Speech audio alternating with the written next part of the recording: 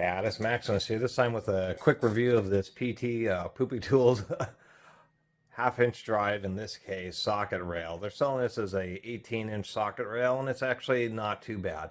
I wouldn't recommend buying this off of Amazon because when I looked, it was $7.50, and that's actually an outrageous Amazon price gouging price for it. I picked this up for $6. Performance Tools, Wilmar is a division of Wilmar. They're known for their bottle jacks, but they're a much bigger corporation now, and this is their cheap tool division. And PT Tools find their way into more regional and mom and pop type of shops.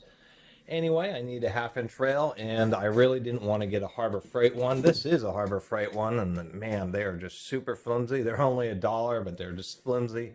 The little connectors are just stamped so fast and so poorly. Sharp edges there, sharp edges on the bottom. It's a real good way to cut yourself is with one of those Harbor Freights. The Performance Tool is at least better than that. They do break all the edges, so there is no sharp edges. They do have a nice proper omega shape with, surprisingly enough here, little flats on each side. So if we can get this to focus right there, oh, maybe you can see it. They have little flats on each side, and those little flats, now you can see them a little bit better, just provide a little bit more friction. They do hold on the sockets pretty well, and of course a plastic handle which holds on fine until you put oily sockets on it. The oil drips down the handle and it eventually slips off. Another thing about this rail, well, first I'll say that it does have enough holding power. It's probably what most people are looking for. Here's a old Armstrong impact socket. Big heavy 1 5/16, and it's been used a lot. You can just see how rounded out the square is. So the square is not totally square and a little bit oversized, and it actually holds onto that socket pretty decently. As far as flexing, even out at the end, it's not too bad at all. But you just got to get it for a reasonable price, and it is Taiwanese. It's not Chinese like the Harbor Freights. A lot of people like these plastic rails, and they're okay. The ones that I have just come with socket sets. But my issue with the plastic rails is over time, the little balls will fall out of the detents, and there's just a bunch of different designs. Gear Wrench uses a dovetail. There's the Carlisle style. There are these aluminum style ones. And so none of them are interchangeable. So you end up with all these kind of odd socket rails, especially if you end up switching sockets around. It's what's annoying me about the plastic ones. That, in really cold weather, I once dropped a cheaper set of the plastic ones, and like several of these little connectors broke, and really wasn't a good time.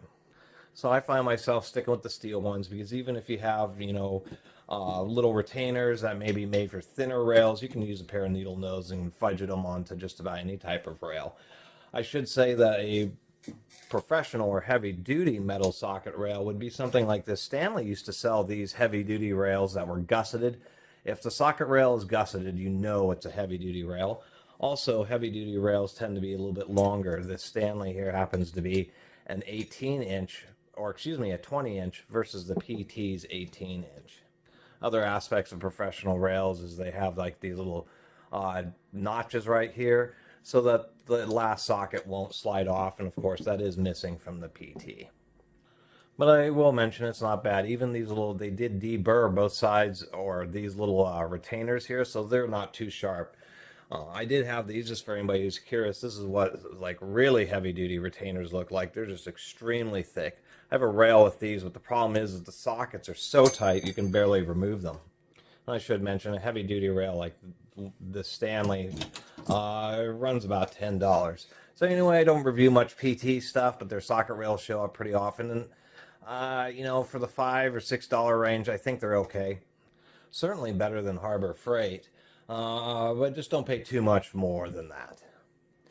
Anyway, I really appreciate everybody who's been watching and subscribing, and if you haven't subscribed, please do. Until next time, Catus Maximus out.